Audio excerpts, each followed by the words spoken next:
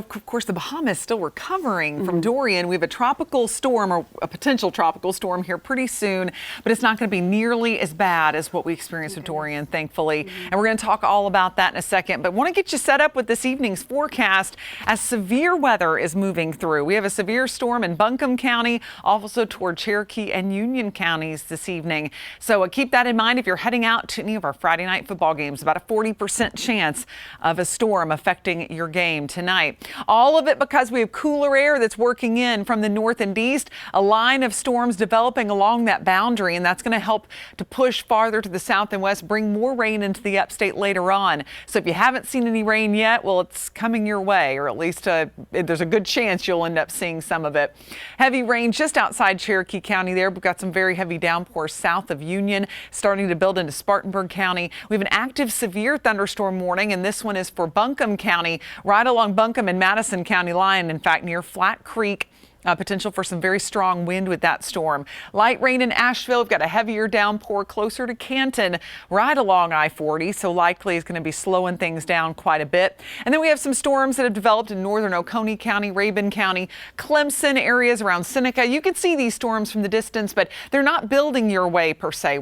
These areas, Clemson easily, should be more concerned with the storms in the eastern upstate that will be building from east to west later on tonight. Temperatures right now are in the low 90s, so it's kind of nice to be cooled off a little bit. 89 there in Gaffney, 82 up in Asheville. Tonight, watch for the full moon. It's not going to be too big. It's actually one of our smaller full moons of the year, but it's kind of neat. The harvest moon is the closest one to the fall equinox, and it happens to be Friday the 13th too. So just could add to the chaos of today, if you will. And of course, we got storms in the mix as well. Hopefully you'll still get a good view of that moon. Tomorrow, just a 30% chance of rain, so a little less of a chance, but cooler. We're going to have that front settling in. It's going to drop temperatures by about 10 degrees. The cloud cover will help to keep temperatures from warming up a whole lot as well. So as we rate the day on the Carolina Sky Meter, a decent one, but there's still a rain chance, so we give it an 8. But with those temperatures going down, it's going to feel better to be outside.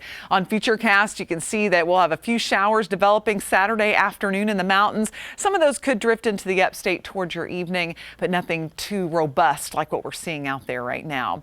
And we continue to track 9. This is potential tropical cyclone number 9. May be a depression here pretty soon. Expected to become a tropical storm by Saturday morning through the Bahamas, right up and along Florida, and eventually kick out off the South Carolina coast. But it would remain about 50 to 100 miles off the coast. So should keep the tropical storm winds away from the coast, and the rain should even be pretty minimal with it as it takes this turn. That's going to be crucial though, and if anything changes with that, we will let you know. But it does look like there should be a tropical storm at least close to the Carolina coast going into early next week. Not expecting a landfall at this point, and we wouldn't get anything out of it. We'll have a slight chance of rain by Wednesday into Thursday of next week, and then temperatures will start to go down. Highs in the 70s by Friday.